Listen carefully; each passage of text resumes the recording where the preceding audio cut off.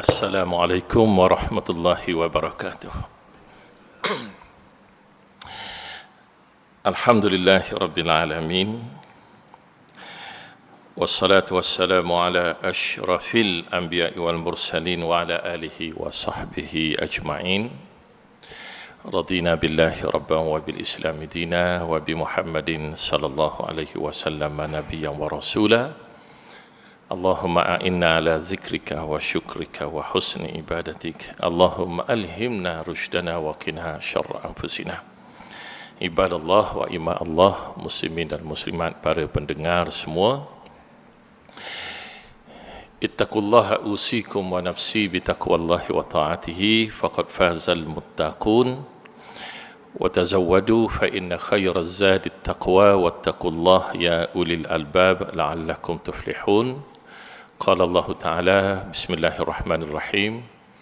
Ya ayyuhallazina amanu taqullaha haqqa tuqatih wa la tamutunna illa wa antum muslimun. Sekali lagi juga untuk muslimin dan muslimat, uhibbukum fillah. Saya mulakan dengan puji-pujian untuk Allah Subhanahu wa Ta'ala khususnya. Seterusnya tidak lupa kepada junjungan besar Nabi kita Nabi Muhammad sallallahu alaihi wasallam. Sama-sama kita berselawat, Allahumma salli wa sallim wa barik ala sayyidina Muhammadin wa ala alihi wa sahbihi ajma'in. Seterusnya muslimin dan muslimat, saya berpesan kepada diri saya dan semua, marilah kita saling berpesan bertakwa kepada Allah Subhanahu wa Ta'ala dengan kita melaksanakan perintah, meninggalkan larangan, kerana tidak ada jalan untuk kita mendapat kemenangan, kejayaan, selamat dunia dan akhirat kecuali dengan takwa. Dan dengan sebab itu saya tidak lupa, alhamdulillah, untuk berpesan kepada diri saya sendiri dan kepada jemaah semua dengan wahyu Allah Subhanahu wa Ta'ala. Sudah tentu pesanan yang terbaik. Allah berfirman, bermaksud, wahai orang yang beriman, bertakwalah kamu semua kepada Allah dengan sebenar-benar rasa takwa, dan jangan ada sesekali di kalangan kamu yang mati kecuali setelah betul-betul dia Islam. Dan saya maklumkan untuk semua muslimin dan muslimat di Masjid Salahuddin Al-Ayyubi, semua sekali suka saya maklumkan, sekali lagi saya sayang anda semua lillahi ta'ala. Mudah-mudahan kasih sayang kita ini sesama kita lillahi ta'ala boleh menyebabkan kita saling boleh dinasihati, saling ditegur untuk kebaikan dunia dan akhirat kita, supaya kita tidak menjadi orang yang sombong.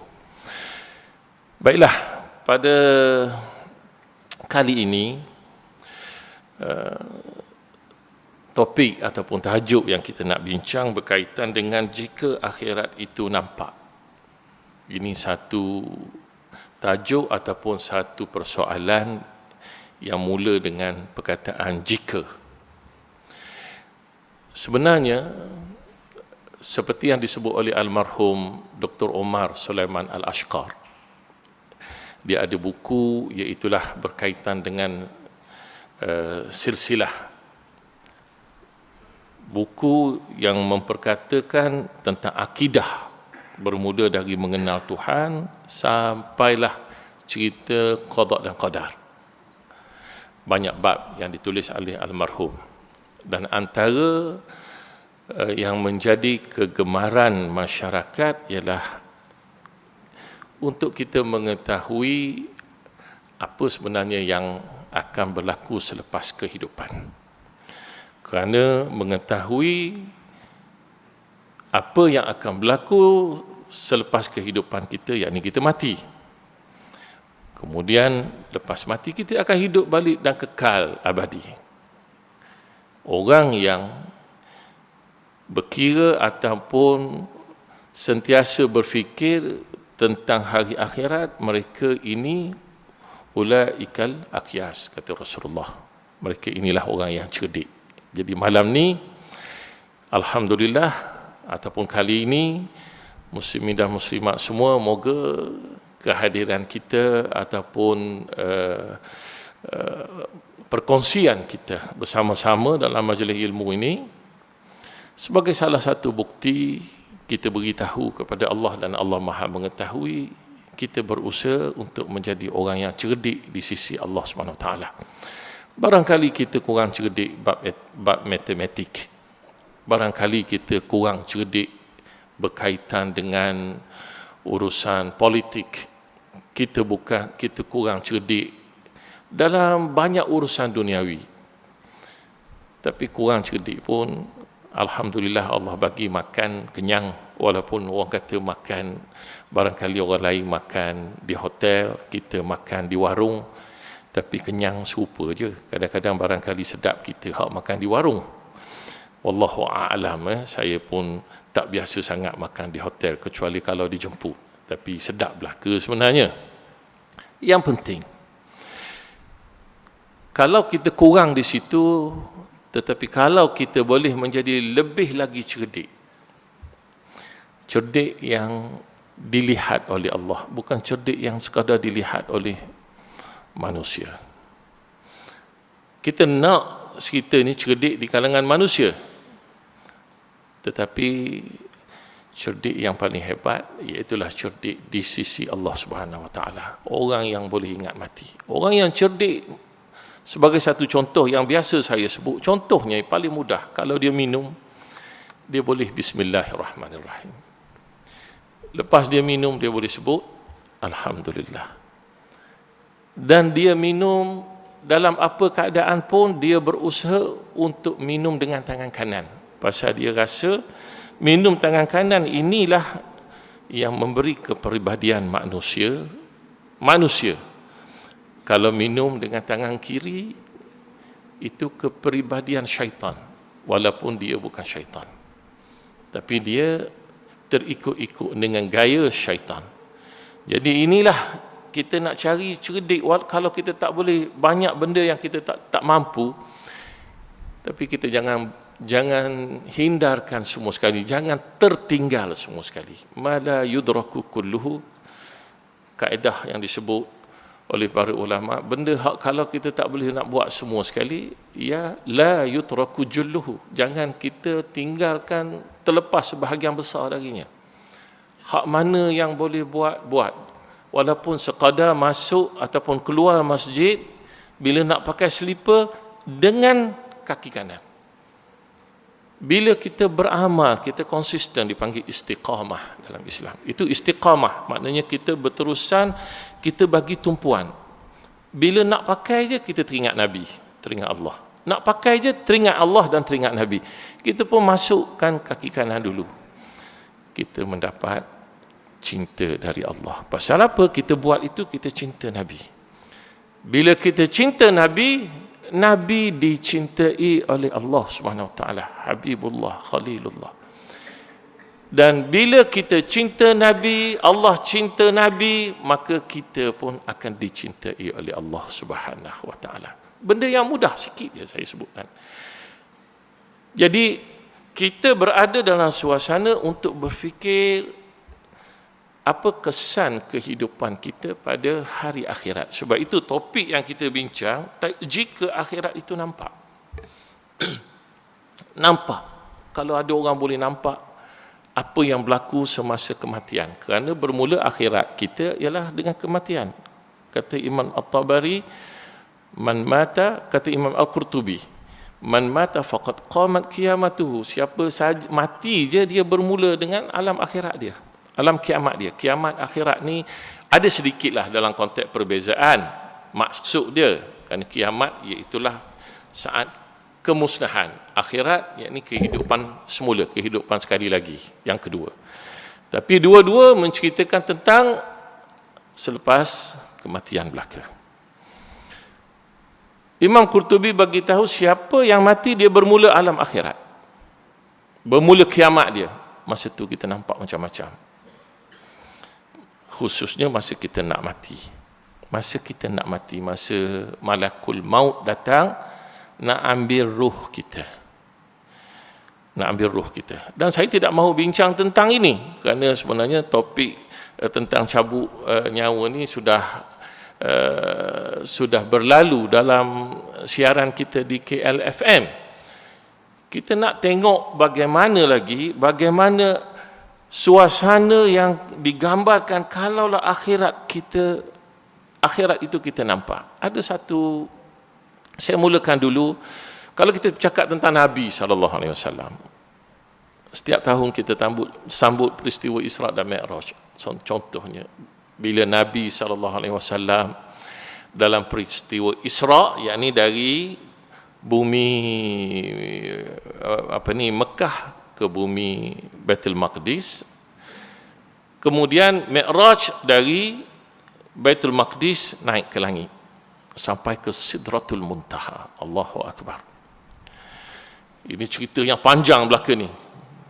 Semuanya Nabi dah cerita sebenarnya. Kita perlukan masa kuliah hari-hari tak habis ni. Kalau kita walaupun hari-hari kuliah tak habis cerita ni.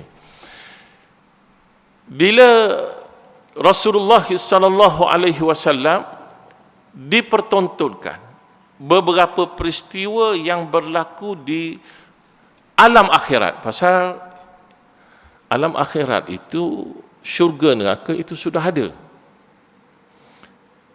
cuma menunggu kita sahaja untuk kita kembali kepada Allah yang kita sebut inna lillah wa inna ilaihi raji'un. Sesungguhnya kita ni memang milik Allah dan kita akan kembali kepada Allah. Bila kita sebut tentang Rasul, maka tidak pelik Rasulullah SAW ditunjuk kalau dalam alam syurga nikmat, kalau dalam alam neraka ditunjuk azab. Contohnya bila Rasulullah SAW bagi tahu ada satu peristiwa dalam satu peperangan. Selepas peperangan tersebut, Rasulullah SAW dalam peperangan Khaybar. Kita tahu cerita peperangan Khaybar ni lawan dengan orang Yahudi, kan? Ada nasyid-nasyid yang dialunkan oleh orang Palestin berkaitan dengan Khaybar untuk menakutkan orang Yahudi kerana Rasulullah telah menang dalam peperangan Khaybar.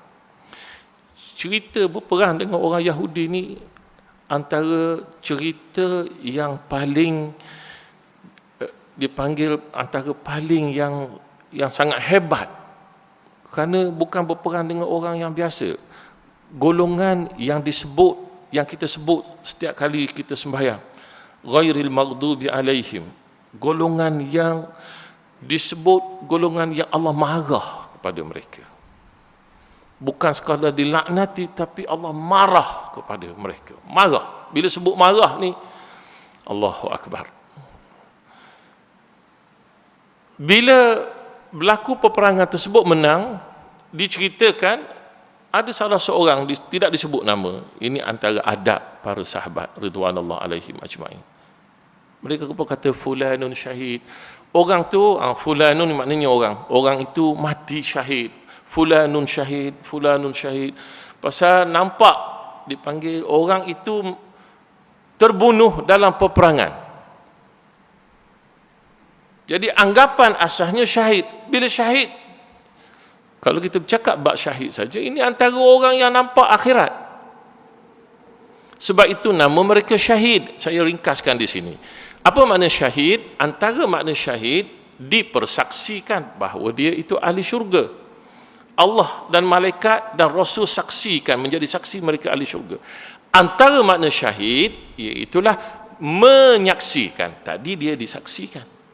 Sekarang menyaksikan. Pasal apa? Ketika nak meninggal dunia, dibuka hijab, kasyaf, dia nampak dah tempat dia dalam syurga di atas Sidratul Muntaha sana.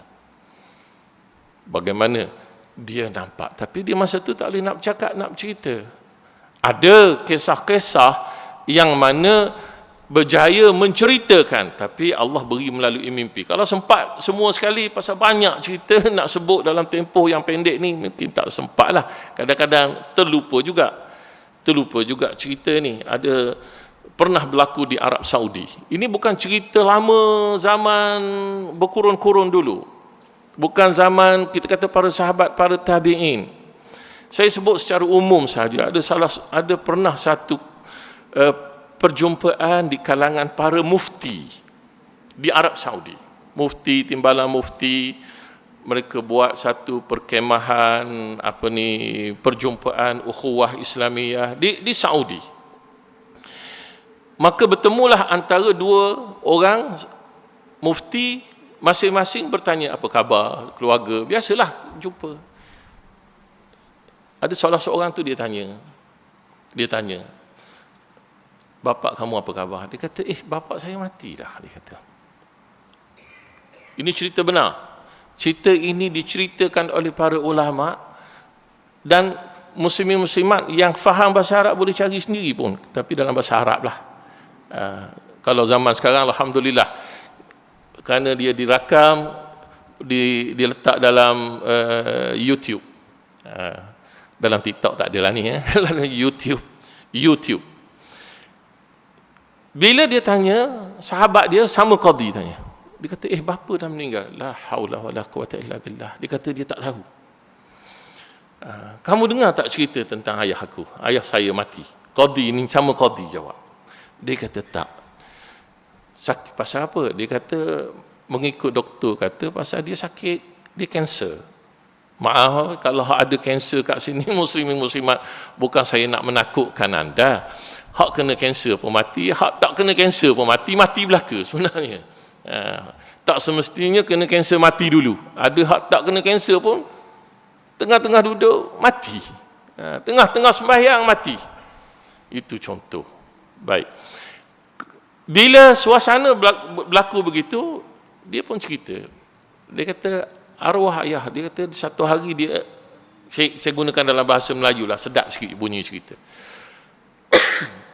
Dia kata arwah ayah dia ni sakit, bawa ke hospital. Bila sampai ke hospital, tiba-tiba doktor kata ayah kamu ni sakit kanser. Pasal dia sakit dalam badan. Jadi bila sakit kanser, pendekkan cerita, setelah beberapa bulan berada di hospital, ayah dia ni seorang al-hafiz. Kita hafiz juga. Hafiz Al-Fatihah, Qul huwallah, Qul a'udzu birabbil falaq, Qul a'udzu birabbin nas. Yang penting hafiz. 3 kali baca Qul huwallah dapat sekali pahala 1 Al-Quran. Itu saya tak sempat nak cerita bagaimana orang yang dapat orang yang beramal hidup sehari-harian siang malam beramal dengan Fatihah saja. Saya janji dengan KLFM saya akan cerita tu. Tapi bukan tak sampai giliran saya lagi, jadi saya tak cerita lagi lah. Nanti insya-Allah giliran yang akan datang pada waktu pagi. Siapa yang nak dengar tu dia kena ikutilah 6.45 pagi KLFM hari Isnin sampai hari Jumaat. Ada secara langsung. Mereka akan telefon saya dengan handset ni, saya pun jawab. Alhamdulillah cakap. Saya bukan cakap kosong je, ada buku depan saya. Ada nota. Kita tinggalkan cerita tu. Cerita yang saya sebutkan tadi tu. Sekarang kita nak balik cerita 2 orang qadi ni. Dia kata ayah dia tu sakit. Ayah dia sakit sehinggalah satu ketika ayah dia pengsan bila sakit.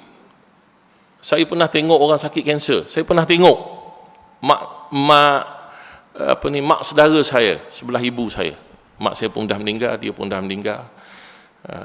Pak saudara tinggal seorang je lagi, pak saudara umur 80 lebih. Allahu akbar, hak lain sudah meninggal dunia.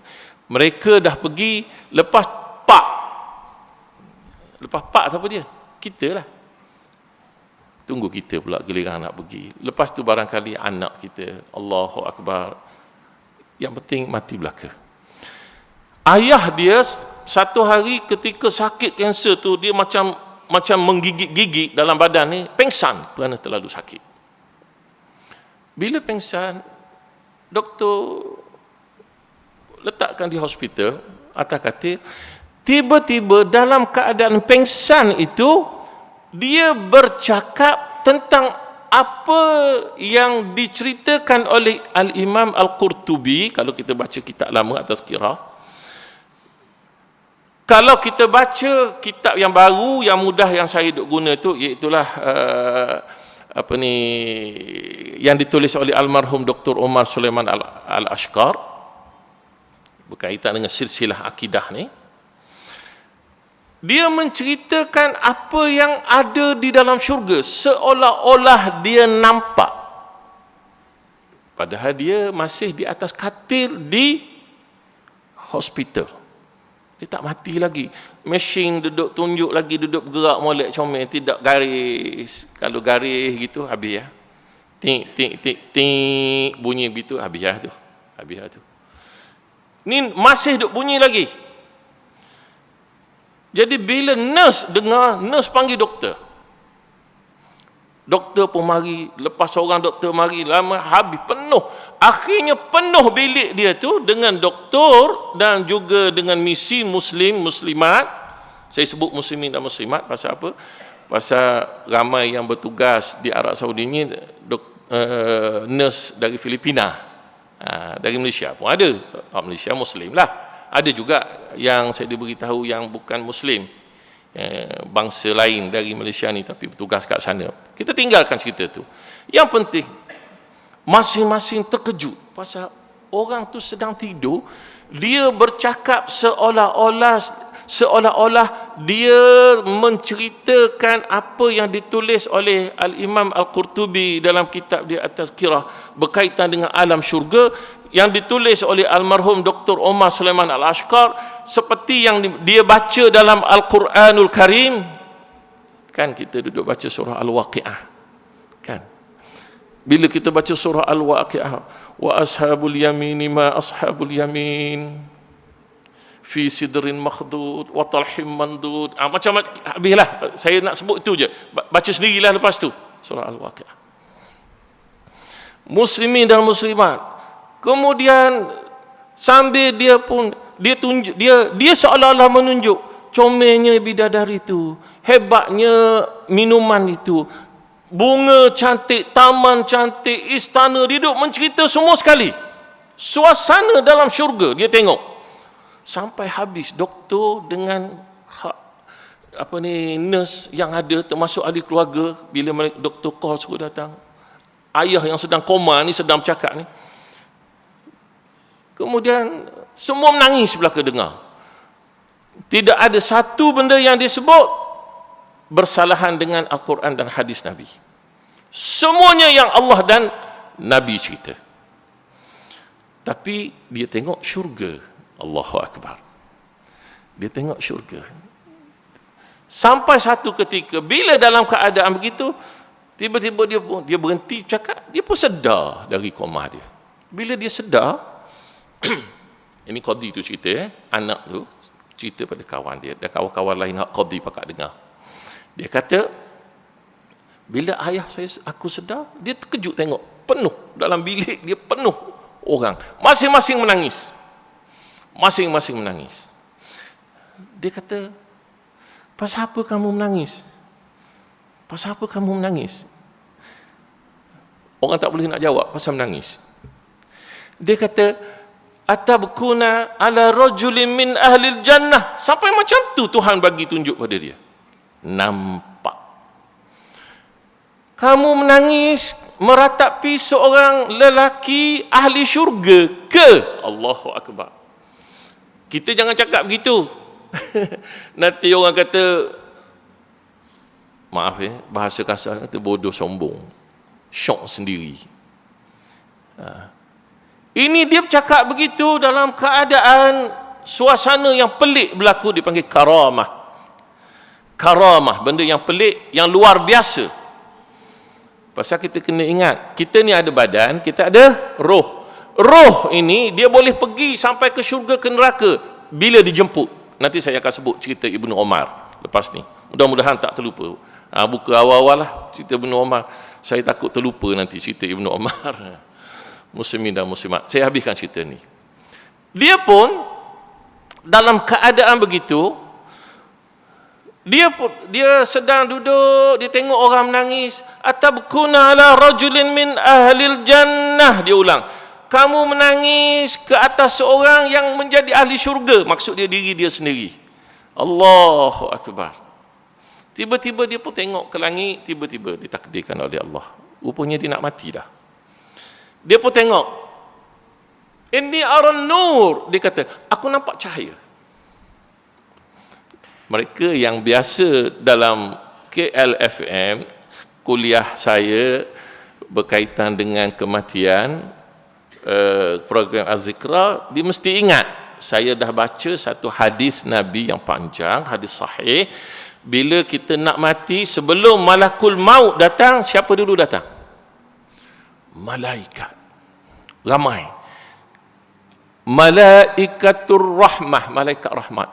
Turun berduyung-duyung dari langit. Bawa kapan dari syurga untuk roh kita. Dan barangkali wallahu a'lam, dia secara gaib pun mungkin dia kapan jasad kita, wallahu a'lam. Benda hak gaib ni payahlah kita nak sebut kan. Kemudian dia bawa bau-bauan perfume. Tadi sahabat ada seorang nak bagi saya perfume. Minta maaf, saya kalau perfume jangan kata hak mahal, hak murah, hak mahal. Saya bukan, tak boleh jenis tak boleh pakai perfume. Jenis Mr. Bean. Bukan saya Mr. Bean, tak boleh, memang tak boleh. Semalam saya sembahyang solat di satu masjid, orang sebelah saya tak pakai, orang sebelah kanan saya, orang yang berumur jugalah, dia pakai perfume, barangkali kuat kot, dia banyak sikit dia pakai. Saya sembahyang isyak mabuk, saya rasa pening. Saya tunggu, saya bukan main, dia jaga takut muntah. Bukan pasal bau tu busuk, bau tak busuk, saya tak boleh. Baik, kita tinggalkan cerita tu. Yang dia tengok, lelaki-lelaki tadi, ayah kepada qadhi tadi tu, dia nampak cahaya turun dari langit. Allahu Akbar. Dia kata an-nur, an-nur, sampai dekat dengan dia. Dia bagi tahu cahaya tu makin dekat, ada dengan dia. Lalu dia pun tiba-tiba datang. Lepas itu datang malakul maut, yang tu dia tak sebut. Dia pun kata, asyhadu an la ilaha illallah wa asyhadu anna Muhammadan abduhu wa rasuluh. Mati dia. Nabi suruh kita ajar la ilaha illallah je, cukup dah. Tapi dia boleh sebut asyhadu an la ilaha illallah wa asyhadu anna Muhammadan abduhu wa rasuluh, tanpa perlu siapa-siapa pun bisik ajar pada dia. Pasal apa? Allah tunjuk akhirat terus kepada dia. Allah dah tunjuk di mana dia pergi. Allahu Akbar. Kita tinggal habis satu cerita. Itu cerita bukan lama, baru beberapa tahun. Fadilat Syekh Al-Maghamisi menceritakan ini. Boleh buka balik benda yang saya sebutkan tadi. Kalau berdasarkan kepada sejarah, saya sebut dah, kalau Nabi tengok tak ada pelik lah.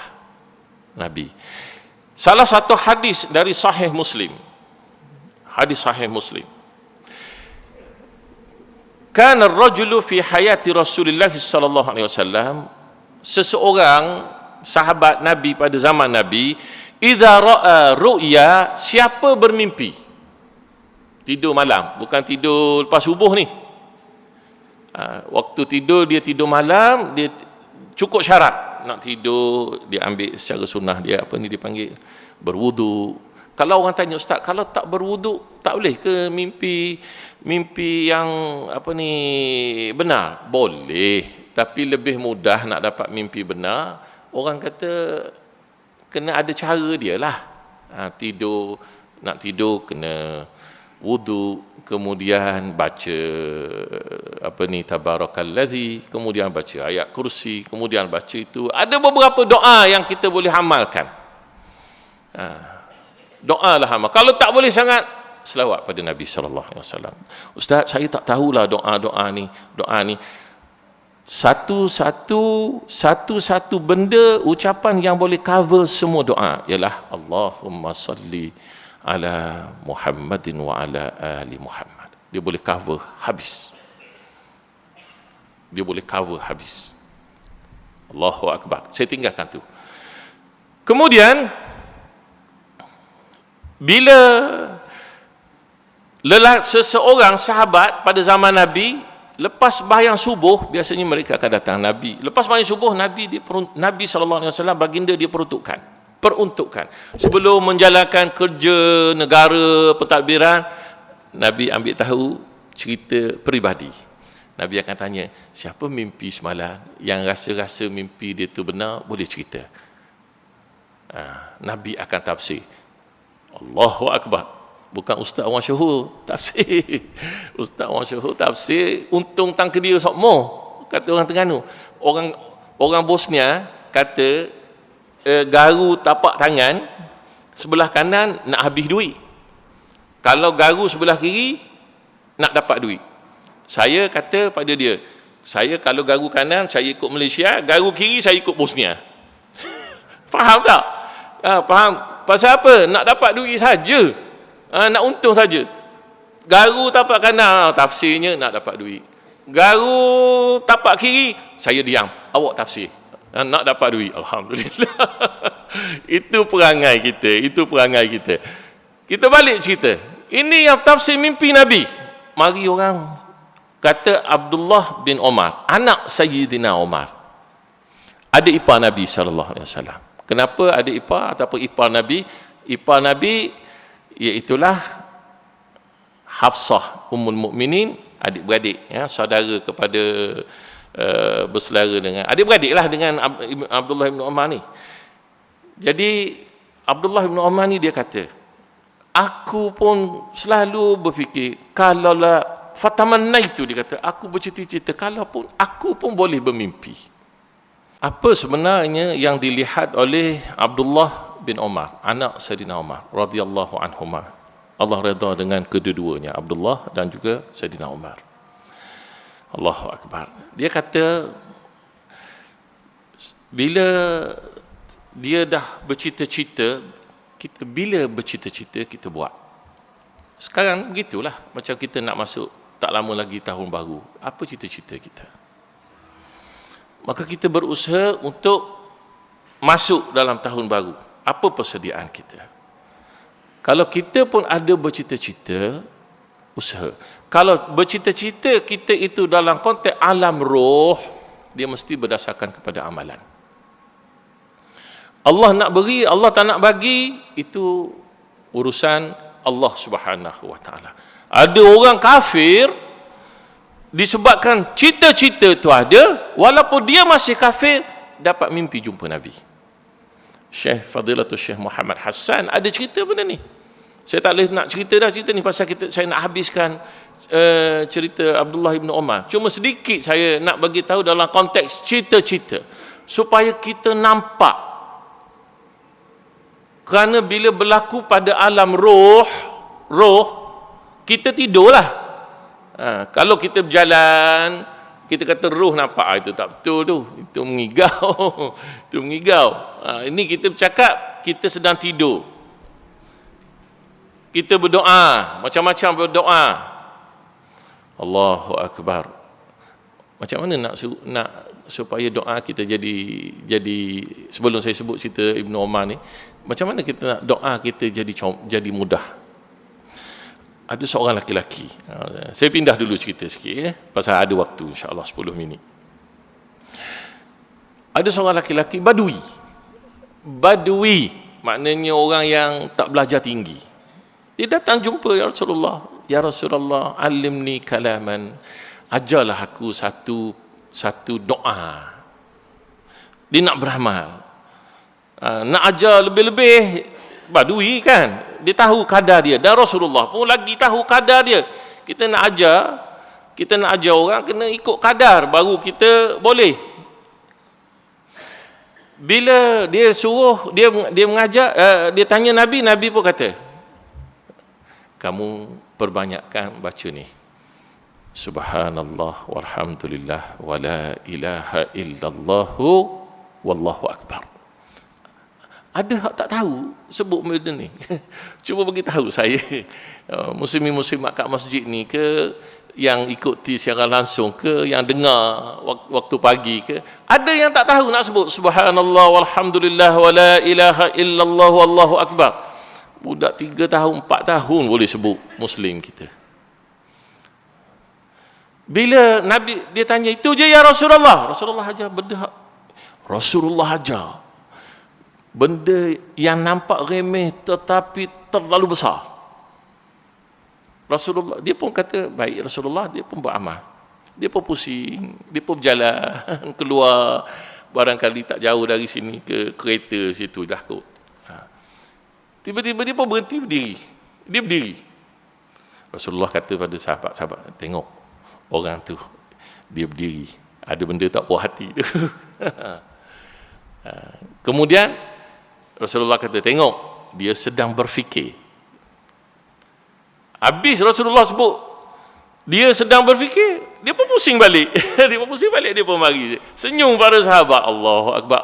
Allah bagi tahu pada Nabi itu secara mudah. Orang kata macam mana Nabi tahu benda dalam hati? Allah bagi tahu. Habis ceritalah. Jadi bila datang, bila dia mari balik, dia pun kata, ya Rasulullah, subhanallah, maha suci Allah, alhamdulillah, segala puji bagi Allah, wa la ilaha illallah, tiada Tuhan yang disembah dengan sebenar-benarnya kecuali Allah, Allahu akbar, Allah maha besar. Semuanya boleh kepada Allah belaka. Hak mana boleh ke aku? Kita doa untuk kita, ini boleh ke Allah belaka? Rasulullah senyum. Rasulullah kata, kamu tahu tak, bila kamu sebut subhanallah, Allah terus jawab. Allah kata apa? Benar, kamu benar. Benda hak kamu puji itu benar, kamu benar, dan hak kamu sebut itu benar. Allah maha besar, Allah maha suci. Kamu sebut walhamdulillah, benar kamu. Allah ulang, cuma kita tak dengar. Kita pun sebut wala ilaha illallah, Allah kata benar kamu. Allah bercakap dengan kita, bukan dengan dia je ni. Cerita Arabi, orang Badui itu biar ke dia lah, habis dah. Ni cerita kita, supaya kita dapat amalan.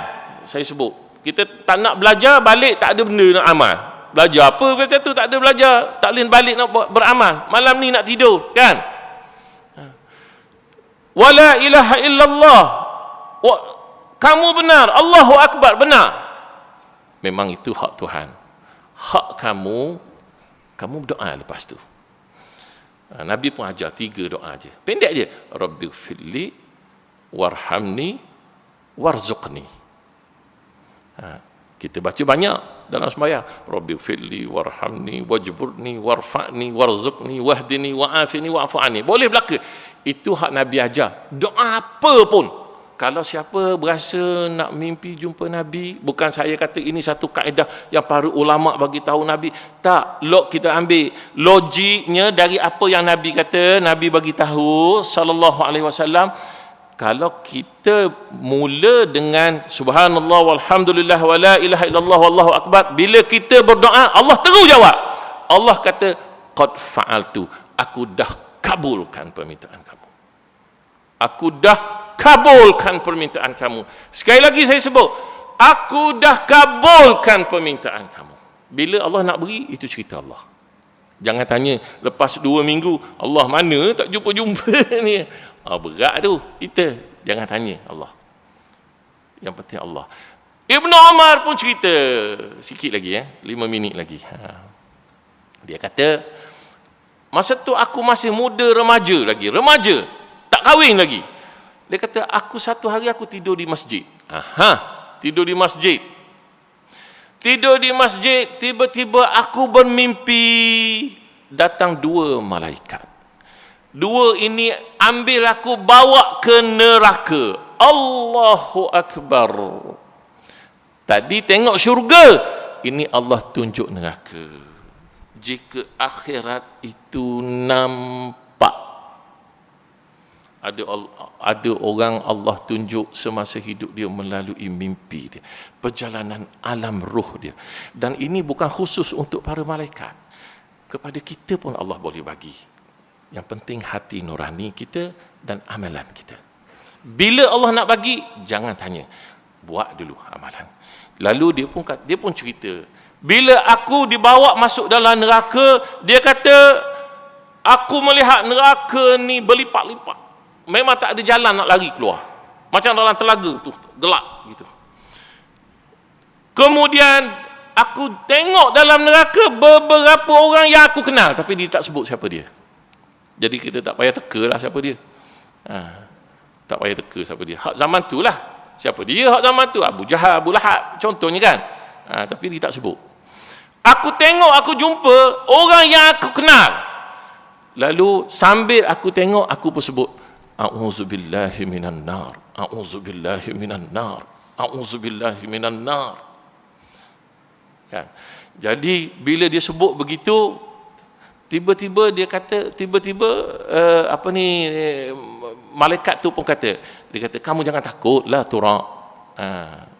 Kamu jangan takut, jangan bimbang. Pasal Abdullah takut lah, dah bawa masuk dalam neraka, nak tunjuk neraka, nampak neraka. Dia hidup atas dunia, dia tidur dalam masjid Nabi sallallahu alaihi wasallam wa radhiyallahu an ibni Umar wa Umar bin Khattab radhiyallahu anhuma. Jadi bila dalam keadaan begitu, dia kata, kamu jangan takut. Habis jangan takut, dia pun terkejut. Dia terkejut, dia balik ke rumah, dia cerita pada Hafsah, Sayyidatuna Hafsah Ummul Mukminin, isteri Nabi. Dia pun cerita, Hafsah pun cerita pada Rasulullah. Rasulullah kata, ni'mar rajulu Abdullah, sebaik-baik manusia ialah Abdullah. Allah kurniakan sampai tahap tu. Lalu Allah suruh Hafsah, isteri dia, isteri Rasulullah sallallahu alaihi wasallam, suruh pesan pada Ibnu Umar, orang baik dah, suruh pesan, lau kana yusalli minal laili, malam-malam bangunlah sembahyang sunat, tahajud ataupun apa pun sembahyang. Yang penting buatlah sekurang-kurangnya 2 rakaat. Kalau tak boleh juga sekurang-kurangnya 1 rakaat witir, buatlah. Tapi itulah sebenarnya cara antara yang diajar oleh, bukan diajar, yang diberitahu oleh Rasulullah sallallahu alaihi wasallam dalam hadis ini, diikrarkan benda tu boleh berlaku kalaulah akhirat itu nampak. Tapi kalau kita nampak masa nak mati, kalau yang datang itu malaikatur rahmah, alhamdulillah, barangkali kita senyum. Orang tengok comel mayat dia, comel mayat siapa, tak nak sebut nama, takut. Kalau orang tengok muka berkerut, barangkali yang dia tengok itu, barangkali, saya tak kata mesti ya, barangkali kerana dia nampak malaikat al-azab, wal iyazubillah. Jadi Allah boleh tunjuk benda ni dengan kehendak Allah, khususnya saya ulangi pada alam ruh kita. Jadi muslimin dan muslimat, segala yang benar datang dari Allah. Yang tersilap, yang kekurangan itu saya minta maaf banyak-banyak. Mudah-mudahan kita dapat bertemu. Cerita ni panjang lagi sebenarnya. Hak dalam buku ni saya tak sentuh sikit pun lagi. Hak dalam buku ni saya baru sentuh nota tambahan. Jadi saya bercakap nota tambahan, hak buku tak lambut, tak baca sikit pun lagi. Apa pun insya-Allah hak dalam buku ni mungkin insya-Allah Zima akan aturkan dalam program yang akan datang insya-Allah. Subhanakallahumma wa bihamdika asyhadu an la ilaha illa anta astaghfiruka wa atubu ilaik. Wassalamualaikum warahmatullahi wabarakatuh.